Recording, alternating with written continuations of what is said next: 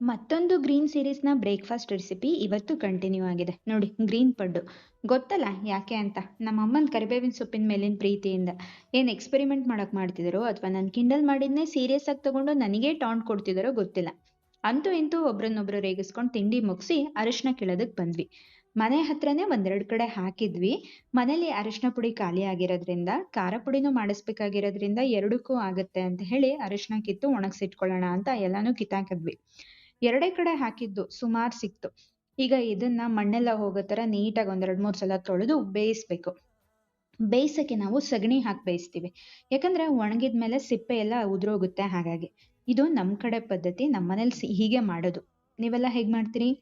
ಒಂದ್ 1/4 ಗಂಟೆ ಬೇಯಿಸಿದ್ಮೇಲೆ ಅದನ್ನ ಬಸ್ದು ನೀರನ್ನೆಲ್ಲ ಹೊರಗಾಕಿ ಅರಿಶಿನ ಬಸ್ದಲ್ಲಿ ಒಣಗಾಕ್ಬೇಕು. ಚೆನ್ನಾಗಿ ಒಂದ್ ವಾರ ಒಣಗ್ಬೇಕು. ಆಮೇಲೆ ಕೈಯಲ್ಲಿ ಉಜ್ಜಿದ್ರೆ ಅದ್ರ ಸಿಪ್ಪೆ ಎಲ್ಲ ಹೊರಟೋಗಿ ಅರಿಶಿನ ಸಿಗುತ್ತೆ ನಮಗೆ. ಅದನ್ನ ನಮಗೆ ಯಾವಾಗ ಬೇಕೋ ಅವಾಗ ಹುರ್ದು ಮಿಲ್ಕ್ ತಗೊಂಡೋಗಿ ಪೌಡರ್ ಮಾಡಿಸ್ಕೊಂಡ್ ಬರ್ತೀವಿ. ಇದನ್ನೇ ನಾವು ಅಡುಗೆಗೆ ಮತ್ತೆ ಪೂಜೆಗೆಲ್ಲ ಬಳಸೋದು.